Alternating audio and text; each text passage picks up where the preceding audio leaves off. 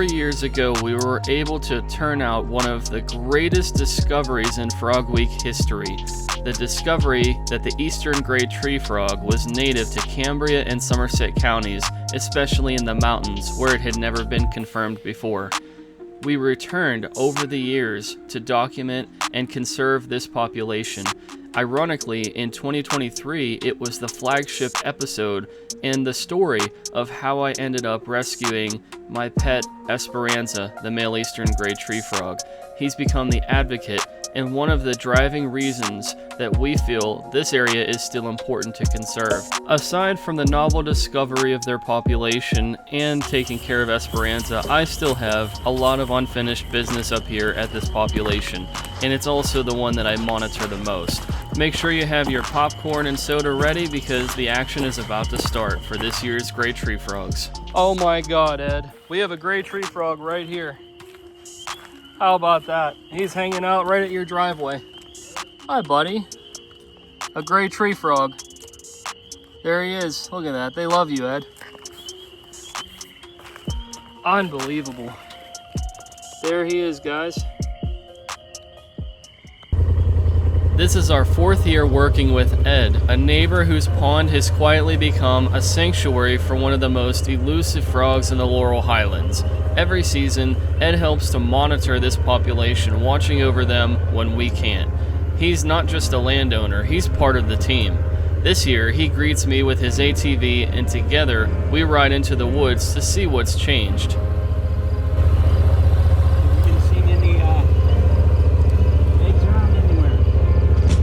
Not from gray tree frogs, no, but I finally started seeing toad eggs.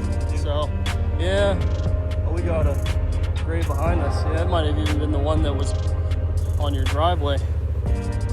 You're good. No, you're good. I was just saying there was one behind us. That's kind of funny. It probably is the one that I moved.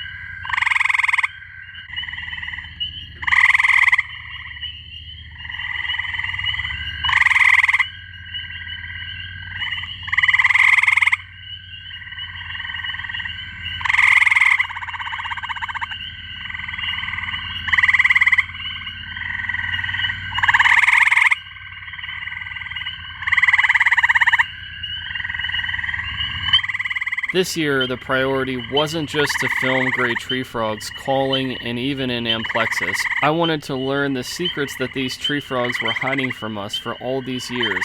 What do they actually weigh, and what's the pH of the water that they're living in? This will help me with my animals at home, but also help us to learn about their condition in the wild. This year we added an acoustic monitoring project with a mini grant from Josh's Frogs and the interest of a grad student, Michael Zaboran. He's been helping PA Woods and Forests with his project of training a machine to identify the audio callback of different frog species, similar to the Merlin app for birds. We're hoping to use this to streamline future research for us and other researchers, and as we continue to understand the different populations of eastern gray tree frogs and other species even more in our target 7 counties across the over 150 miles of area, we've just released a new project on iNaturalist for citizen scientists around these target counties. You can help us by getting pictures and audio vouchers of each species in our counties. And as we learn the abundance and density of the frogs, we're able to better help conserve the different counties and the frogs that live there. Set this guy in the tree then. All right, now I'm gonna get the pH here. Try not to get my camera wet.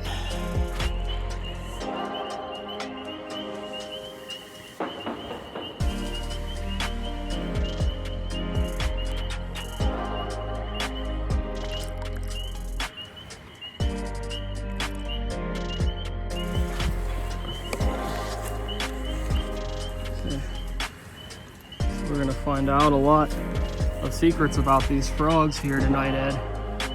We're gonna find out what the pH level is and find out their weight. I already checked one frog, it was 8 grams. So we gotta do 5 drops. We'll know immediately if it's acidic, because it'll turn bright yellow.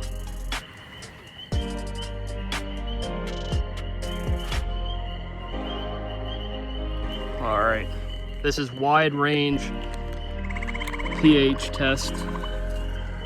So, as I'm currently filming with my 2 main cameras here, the FS7 and the FX30, but let's see what we got here. It looks like, in my opinion, that looks like pretty good acidic pH there.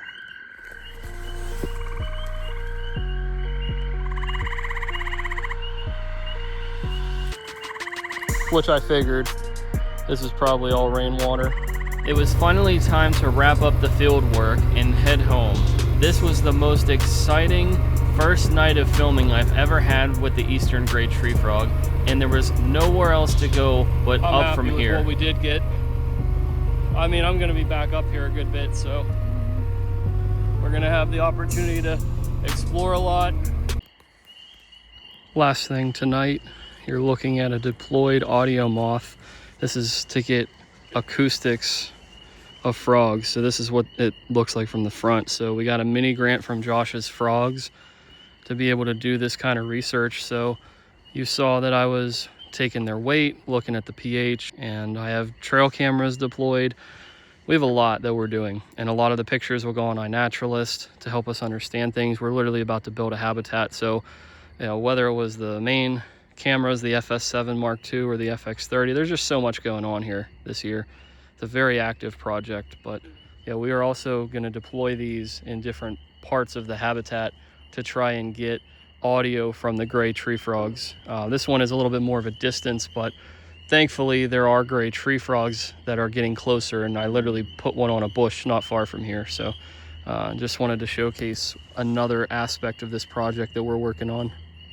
It was time to return back to the field and film eastern gray tree frogs, and I was surprised to see how high the vegetation got. It almost reminded me of watching those videos on Animal Planet about researchers trekking through the Serengeti grasslands with how high all of it was. But it couldn't stop me from accomplishing my goal on furthering my education of this population.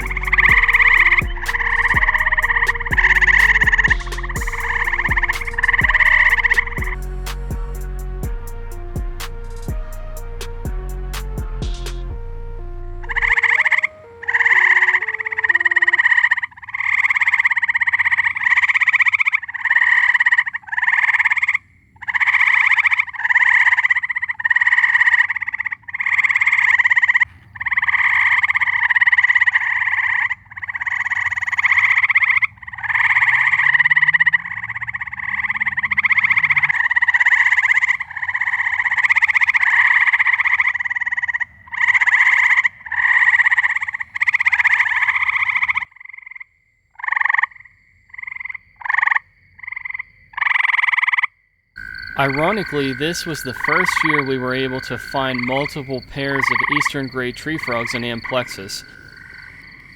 I don't know if you guys can see this, but this is a bullfrog who's made its way down here, and it looks poised to possibly eat a gray tree frog. This is a predator of both the American toad and the eastern gray tree frog, but it's so small that it would not pose a threat to these 3 toads. The second time I had come up here to film was a little more rushed, so we weren't able to record any weights and we weren't able to get pH. It was primarily just seeing whether or not the eastern gray tree frogs had become successful at reproducing. Over the course of the next 3 months, I would return to film this population. recording some amazing high points that I have never seen before. I was hoping to continue to get lucky, finding an abundance of action, but just like in the Chronicles of Narnia, as Aslan said, nothing happens the same way twice.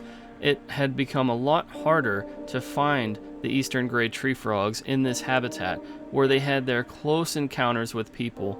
However, we were able this time to at least confirm that their eggs had turned into tadpoles, and there was an opportunity to help them, unlike years in the past. They look different than the American toad tadpoles, but not. I mean, it makes sense that there's not a lot of them either. Ironically, though, I'm not seeing gray tree frogs at this habitat. You would think this is the prime habitat. This is like, I'm pretty sure that is gray tree frog tadpoles actually. Look at all that. But where are the gray tree frogs?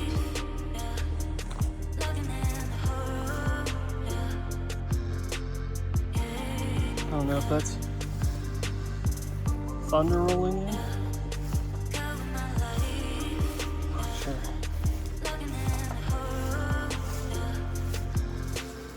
However,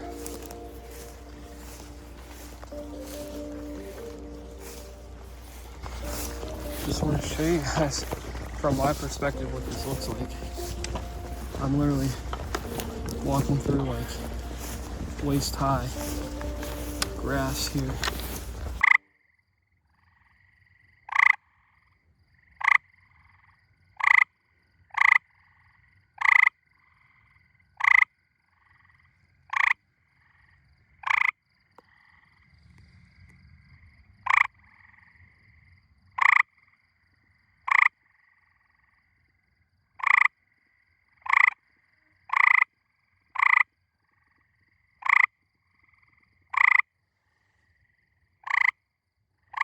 As I was just wrapping up a grueling night in the field, hours on hours searching for the great tree frogs, just when I was about to finish up, I found all of these American toads calling at these vernal pools. However, there were a lot of ATVs, four-wheelers in the area that were just waiting to run these guys over.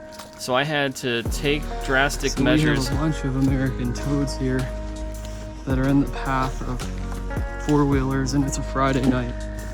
You best believe on a decent,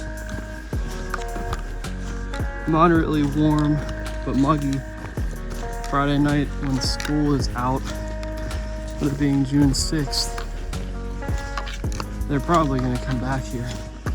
So, to avoid all these toads getting smashed, I'm going to have to get an enclosure here and take these toads down the hillside where there's a pond and let them all get on there and start calling, because they will very likely get smashed. There are two that are right by a jump that they created out of mud.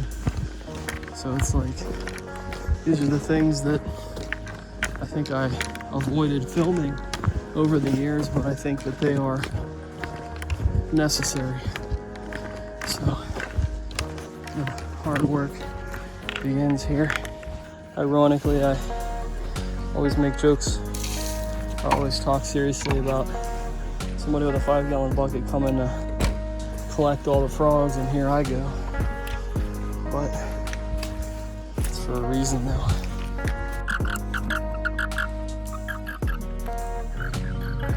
There you go. You can hear him. You can see his light there. He's driving away. So that guy could very easily have gone up and run all of these toads over. There's 11 toads. Okay, here we go. Where's that gray tree frog? There is a pair of gray tree frogs right there. Here we go, guys. I'm gonna let them go. And here they come.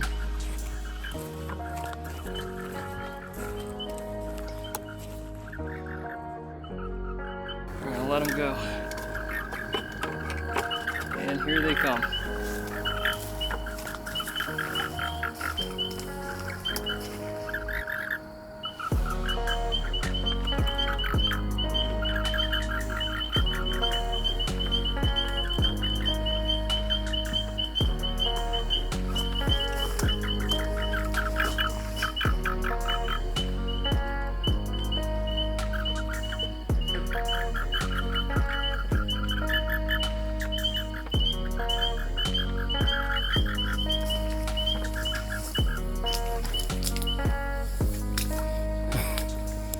I like how we get silence.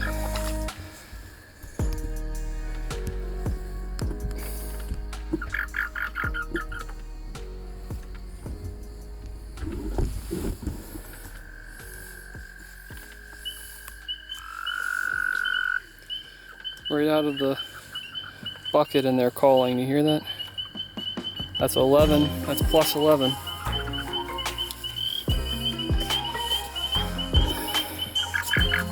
That one looks like he did have a wound. I'm happy though. There's no marks in here. I wonder what's gonna happen when they go past the gray tree frog.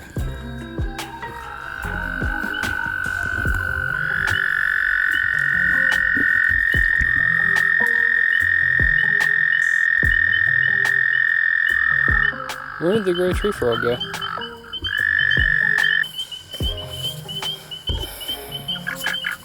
That one looks like he did have a wound.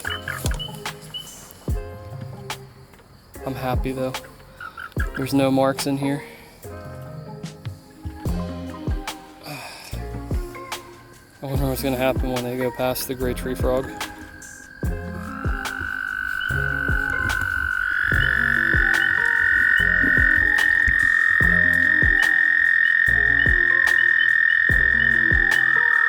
Where did the gray tree frog go?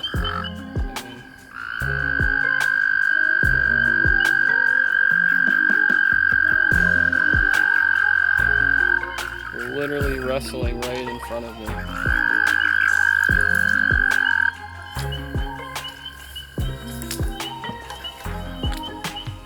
How is there still a toad in there that's fumbling its way around? Like, do you know how crazy that is?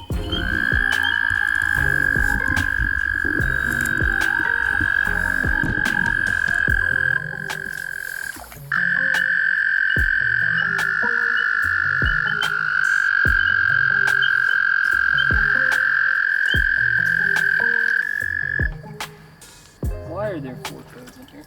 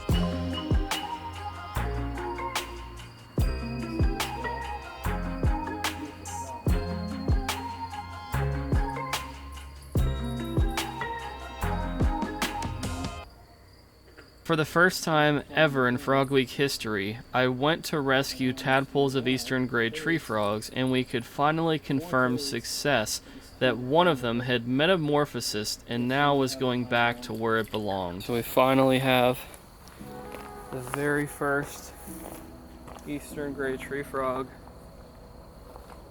offspring release here. I had to make sure it was away from all predators, even other frogs, so we had to test to make sure that there weren't going to be other gray tree frogs that would swoop in and just eat this one. It's going to be a dangerous world, but at the same time, I think about the possibility that there was a gray tree frog tadpole that survived at my house and went on to become Dexter, an eastern gray tree frog that lived in a place where there never were gray tree frogs before him. And who knows how many tadpoles I actually had at that point, but just the fact that one gray tree frog literally did survive and defy the odds, and now he's with me. There's no reason why this little gray tree frog can't do the same. So I'm just spending our time here just admiring him while he blends in on that branch, and there's water nearby and there's opportunities for him, but It's a good spot, and he's such a small little frog that he'll be able to go into the branches when he chooses and live his life. So I'm super excited for him. I can't confirm that Dexter, my other eastern gray tree frog, started as a tadpole and was rescued from this population, but the evidence suggests that this theory is the most likely. However, despite Dexter, this eastern gray tree frog was one of the flagship discoveries that we've ever made, seeing the tadpoles finally for the first time ever, and then raising some of them to take back to the wild.